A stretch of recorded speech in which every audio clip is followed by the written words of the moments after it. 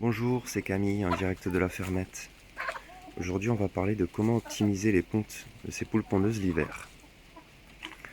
Alors déjà, je tenais à vous remercier parce que j'ai déjà plus de 100 abonnés, donc ça fait plaisir, hein. Je vous invite à ceux qui ne sont pas encore abonnés à vous abonner à ma chaîne, hein, la chaîne qui va parler du lapin fermier de A à Z et qui parlera aussi des poules, des pigeons et des cailles que je fais en élevage ou que je ferai parce que bon, les cailles, je viens tout juste de démarrer et les pigeons, je suis pas encore sur la repro. Mais ça ne serait tardé. Bon, ma chaîne parlera aussi de biodiversité et comment la favoriser. Alors tout d'abord, le petit historique de mon élevage, c'est que déjà j'élève les poules pondeuses car elles me permettent de recycler mes déchets alimentaires et aussi de récupérer de la matière organique pour nourrir mes cultures. Tout ce qui va être fiente que je vais récupérer pour en faire de l'engrais. Mais également de ramasser des bons œufs frais tous les matins.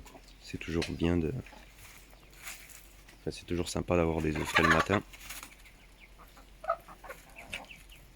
Et du coup, j'aurai des œufs tous les jours, donc c'est le point positif. Vous n'avez pas besoin d'acheter des œufs. Moi, j'ai la satisfaction personnelle surtout de savoir ce que je mange, vu que c'est moi qui les produis. Bon, le bien-être aussi personnel que ça m'apporte, parce que ça permet de vous détendre et de penser à autre chose qu'au boulot, hein. De décompresser, je dirais. Surtout quand vous faites de la reproduction, je trouve que c'est l'aspect assez sympa de l'élevage, hein. Que ce soit pour les poules, les lapins, enfin tout élevage, hein.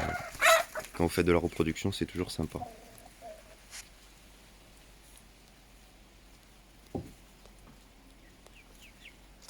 Bon, du coup, le principe de mon élevage, c'est de tendre vers une part d'autonomie alimentaire. C'est pour ça que j'essaye de faire au maximum moi-même. D'où le but que j'ai rentré un coq, hein. Un coq qui me permet d'avoir des œufs fécondés et du coup d'éviter d'acheter des poules et de faire moi-même de A à Z. Sans passer par les magasins pour développer mon élevage.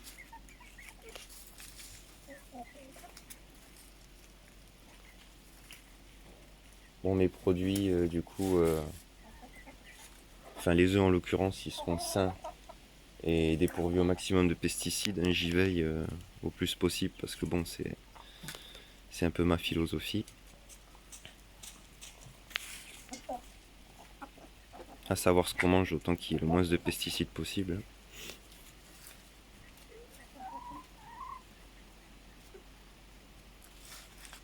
Bon, après, ce qui est important, c'est que bon, je les nourris principalement avec les restes, bon, principalement à base de blé. Elles sont nourries, mes poules, mes pigeons aussi. Mais ce que je voulais ajouter, c'est que je complète avec tout ce qui va être reste du potager quand j'ai un peu de légumes. Tout ce qui va être restant de fruits dans mon arboriculture fruitière. Mais bon, ce qu'il faut savoir, c'est que tout mon jardin est conduit comme en permaculture, hein. Je ne traite pas du tout. Enfin, du moins très rarement, hein. J'utilise que de la bouillie bordelaise pour la cloque du péché. Mais bon, je vais essayer de remplacer ça, mais après, c'est vraiment 100% naturel, hein. Voilà, d'où le but de conserver toute la biodiversité que j'ai déjà. Donc ça va être tout ce qui est hérissons, j'ai déjà des chouettes, énormément d'oiseaux sauvages que j'héberge dans des cabanes. J'ai fait des gîtes, des hôtels insectes. Enfin, j'ai fait énormément de coins de biodiversité. J'héberge des couleuvres aussi. Je ferai des petites vidéos pour vous expliquer comment favoriser toute cette biodiversité et la conserver dans votre jardin. Voilà. Donc le principe en fait, c'est de développer un écosystème avec une biodiversité la plus riche possible. Alors pour ma part, en race de poules pondeuses, je fais de la marance, c'est les poules noires que vous voyez juste là, et de la warren.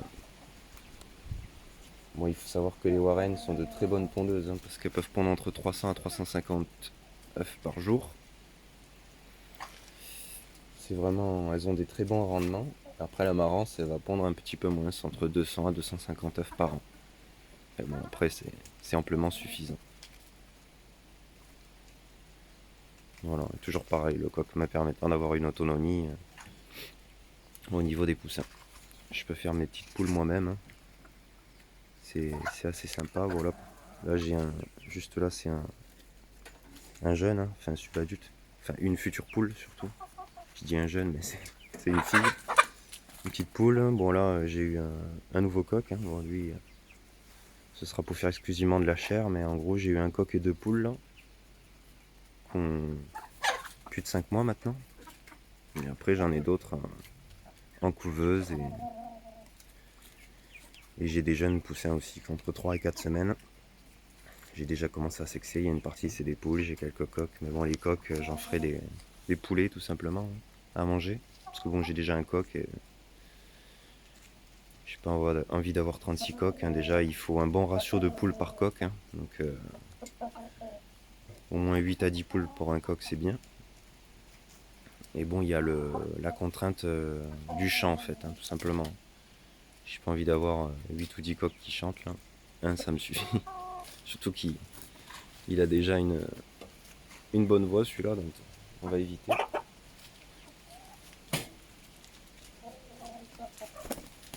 Alors, pour booster mes pontes, le but ce sera de proposer une nourriture la plus complète possible, sans carence. Donc après, c'est au choix, hein. Moi je donne du blé, c'est beaucoup plus économique pour moi, mais je complète, hein. Bien sûr, avec des restes alimentaires. Voilà, il faut compléter le blé, pas le donner seul. Mais bon, vous pouvez très bien donner des mélanges pondeuses ou des granulés. Bon, l'avantage du granulé, c'est que les poules ne vont pas trier, donc vous n'avez pas de perte de grains. Voilà. Et vous êtes sûr qu'elles ont tout ce qu'il leur faut sans avoir de carence alimentaire, vu que justement elles ont mangé le grain qui est complet, enfin le granulé. Au contraire, les mélanges pondeuses à base de céréales, elles vont avoir tendance à trier et elles ne vont pas tout manger. Donc par expérience, si vous voulez donner entre les mélanges de graines et le granulé, le mieux c'est de partir sur du granulé. Vous êtes sûr que déjà vous perdrez moins d'argent parce qu'il y a énormément de gâchis avec les céréales.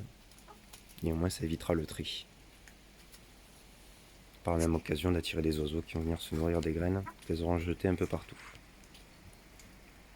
Parce que même si vous avez des nourrisseurs automatiques comme moi en inox, le problème des céréales, c'est qu'elles se mettent dessus et en fait elles vont tout trier avec le bec et tout ce qui leur plaît pas elles le jettent en dehors du nourrisseur. Donc il y a énormément de gâchis, hein, ça va très vite. Donc moi je vous dis restez sur les granulés, au moins ils triront pas. Parce que les graines c'est vraiment devenu très cher de nos jours. C'est ça que moi j'achète du blé en gros. Sac, je prends 2 sacs de 50 kg, ça me fait 100 kg de grains et je les paye 36 € les 100 kg. C'est beaucoup plus rentable pour ma part.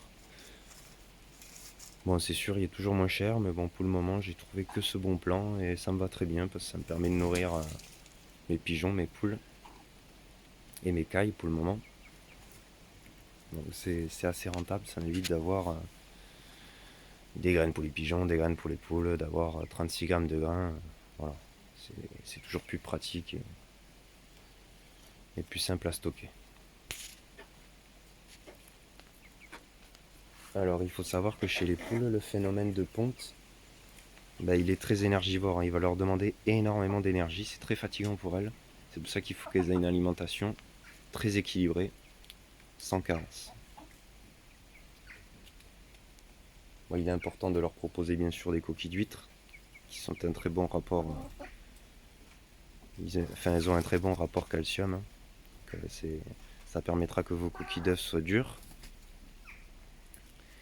et, et d'avoir de bonnes pontes. C'est un élément essentiel pour les pontes, le calcium.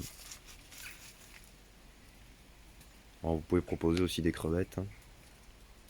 Si vous mangez des crevettes, hein, moi je sais qu'elles adorent ça, c'est très riche en calcium. Quand vous en donnez, c'est la guerre, hein. Tout ce qui est crevettes, c'est la première qui va arriver pour en avoir.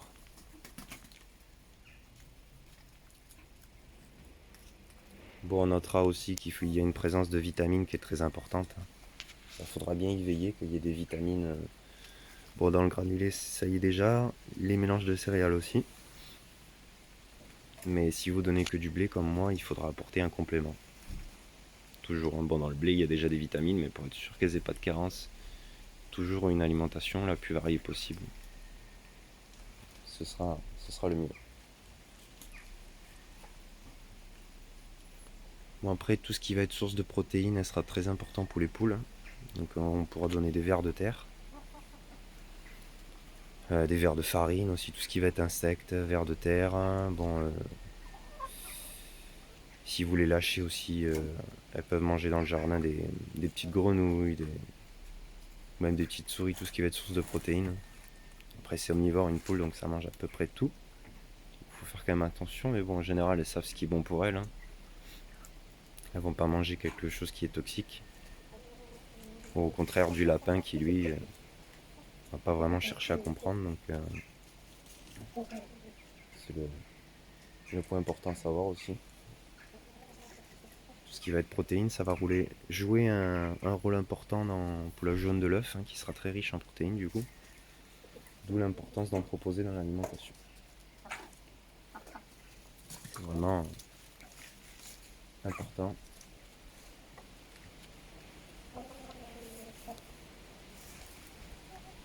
Donc du coup l'hiver, si vous n'avez pas d'insectes, en général en hiver il y a très peu d'insectes parce que justement le plus souvent ils hibernent ou ils sont très bien cachés avec le froid. Donc le but ça va être de proposer un maximum de protéines. Donc vous pouvez proposer des verres de farine, comme je vous dis, ou sinon quand vous abattez vos lapins, pour ceux qui ont des lapins, vous pouvez proposer un peu de boyau de lapin, c'est très riche en protéines aussi. Ça, après il y a beaucoup de choses qui sont des sources de protéines, mais toujours bien penser à en proposer dans l'alimentation. Alors il faut savoir que les poules elles pondent beaucoup moins l'hiver, parce qu'il leur faut entre 14 à 16 jours, 14 à 16 heures de jour dans la journée, pardon. C'est très important à savoir, et l'hiver, comme les durées de jour diminuent, elles pondent beaucoup moins. Donc ça, en général, vous avez quand même les pontes qui vont dégringoler, c'est un phénomène normal. C'est comme ça. Après, il y en a qui mettent des lumières artificielles. Bon, après, je suis pas trop dans le, dans le délire. Je trouve qu'on va trop vers le, comment dire, l'industriel, quoi. Mais bon, après, chacun fait comme il veut. Mais bon, faut savoir que les pontes vont réduire en hiver. C'est un peu la période de repos pour les poules. Je pense qu'elles méritent bien avec tous les œufs qu'elles nous pondent tous les jours. Alors au mois de... Entre octobre et novembre, vous allez avoir ce phénomène de mue qu'on appelle, qui est très épuisant pour les poules. En fait, elles vont consacrer toute leur énergie pour faire un renouvellement de leur plumage, tout simplement.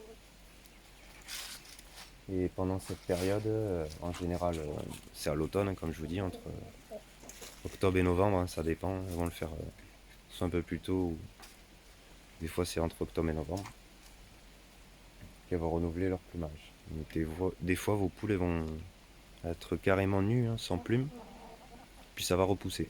Mais c'est justement à cette période qu'il faudra faire très attention à l'alimentation, qu'elle soit très riche et variée, qu'elle manque de rien, pas de vitamines, pas de protéines, parce que justement ça les fatigue. Du coup, elles vont plus pondre parce que ça leur demande une énergie de malade de refaire toutes ces plumes, c'est normal.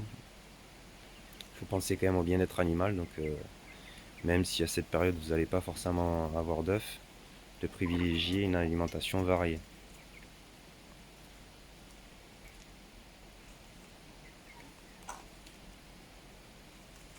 Voilà.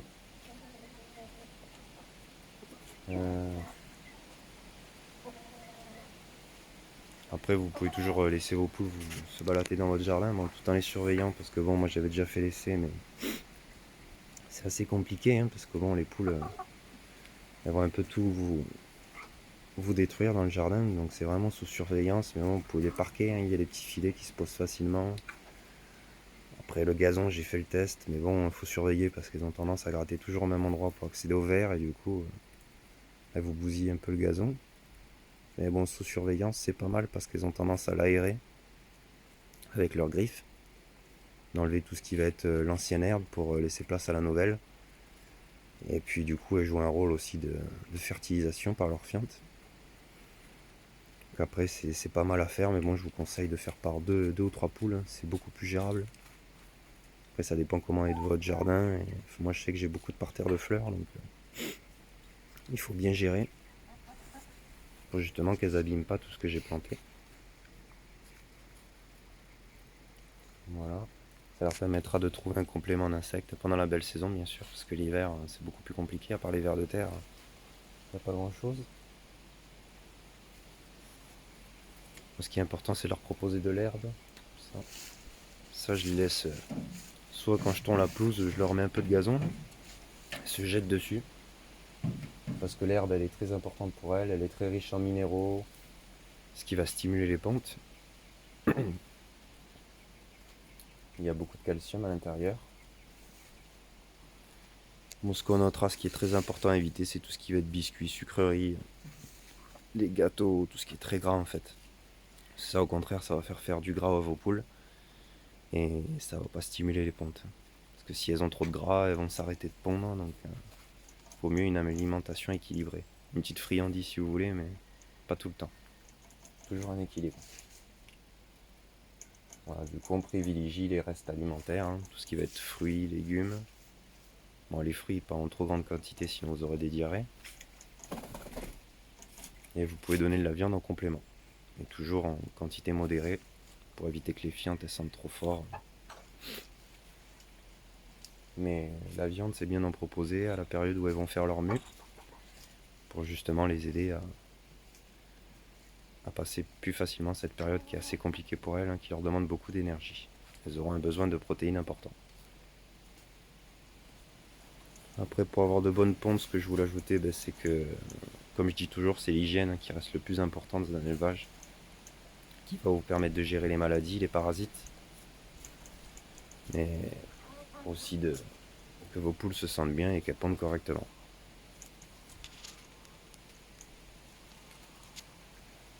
Par exemple, si vous nettoyez pas assez votre poulailler, bon, moi je conseille de le nettoyer 2 fois par semaine, c'est le mieux, une fois minimum. Mais ça va vous permettre de gérer tout ce qui est peau rouge.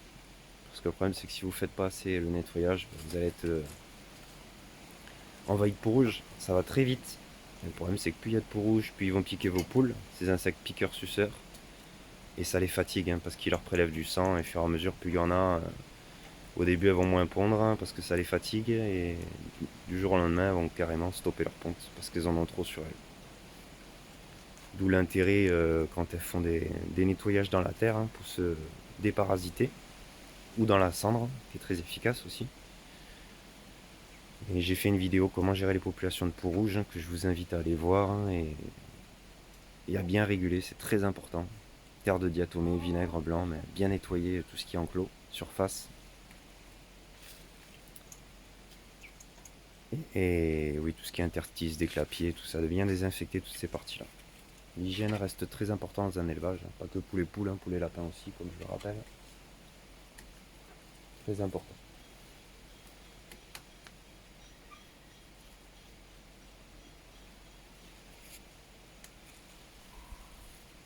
Alors après, je voulais parler des 5 principales causes d'un arrêt de ponte l'hiver. Bon, déjà, la première cause, c'est les carences alimentaires. Comme je vous dis, l'alimentation doit être très équilibrée et en quantité suffisante pour une poule en bonne santé. Il faut savoir qu'une poule peut manger entre 150 à 250 grammes de nourriture par jour. La deuxième cause, ce sera le raccourcissement des journées. Une poule pondeuse a un besoin important de lumière, entre 14 à 16 heures par jour, pour avoir un cycle de ponte régulier. Du coup, pour avoir des pontes optimales. Bon, il y a aussi le facteur froid qui va y jouer l'hiver. En troisième cause, en dessous de 10 degrés, les poules ont tendance à stopper leur ponte. Tout ce qui va être maladie et parasites. En quatrième cause, une poule malade ou infestée par des parasites internes ou externes va réduire sa ponte, voire la stopper.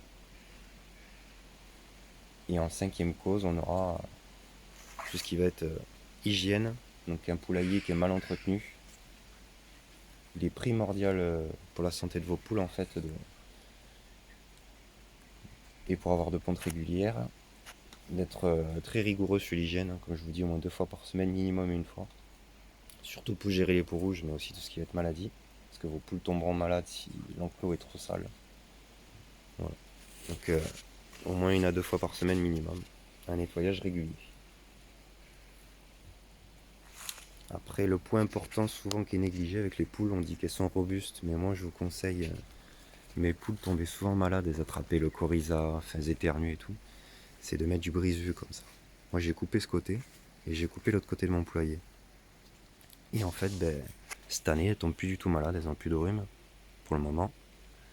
Donc d'où l'intérêt, j'ai mis du brise-vue occultant à 95%. Et du coup, ça les abrite bien. Au début, elles n'allaient pas à l'intérieur, j'ai mis des perchoirs. Et maintenant, elles s'y mettent depuis que j'ai mis le brise-vue. Parce que du coup, c'est coupé du vent, c'est beaucoup plus agréable. Et l'hiver, ça abrite bien. Parce que moi, il faut savoir que le poulailler, il est côté nord. Donc il y a énormément de vent. Et c'est très important de gérer ce facteur climatique. Que ce soit pour vos poules, mais aussi pour vos cailles. J'en parlerai. Mais le brise-vue, franchement, ça fait vraiment bien le job. Avant, quand j'en avais pas, elles étaient souvent malades. Elles avaient tout le temps des rhumes. J'arrêtais pas de les soigner avec les plantes. Mais bon, c'était un cercle vicieux. Que maintenant que j'ai coupé ce côté, le côté là-bas, bon, j'ai une clôture derrière aussi où il y a tout un brise-vue sur le grillage, donc du coup ça coupe beaucoup mieux le vent, et elles sont mieux, elles dorment carrément sur les perchoirs avant, alors qu'avant elles allaient que dans cet abri là-bas parce que justement c'est fermé, hein, c'est un abri en parpaing, et du coup elles sont beaucoup plus abritées. Là maintenant ça leur permet d'aller sur l'autre partie et de se sentir à leur aise.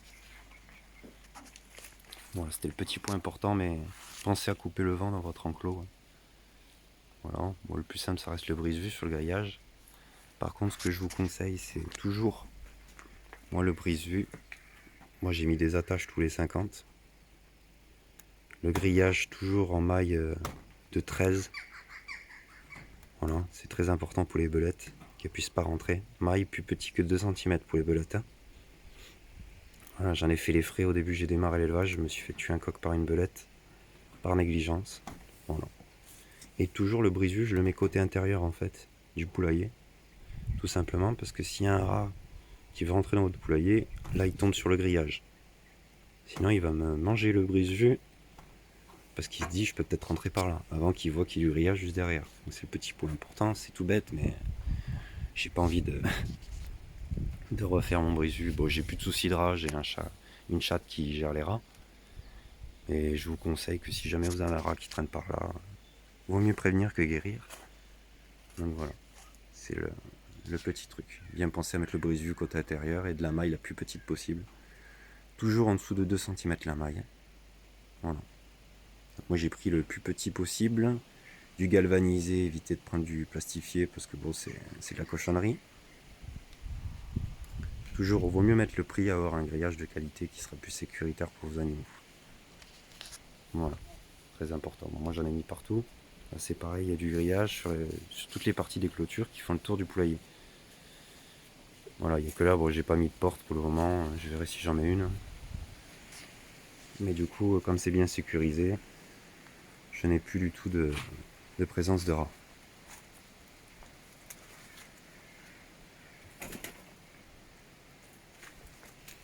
Voilà, voilà.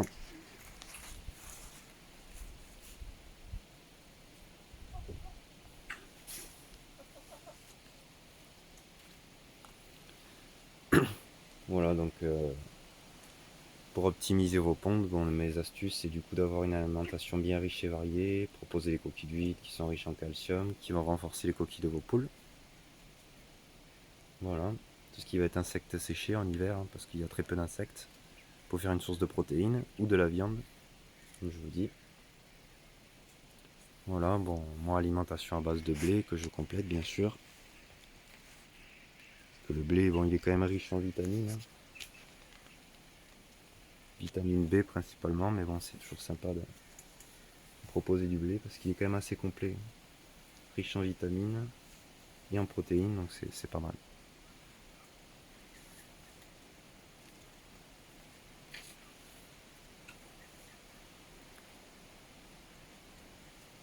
Voilà, je pense que j'ai à peu près fait le tour.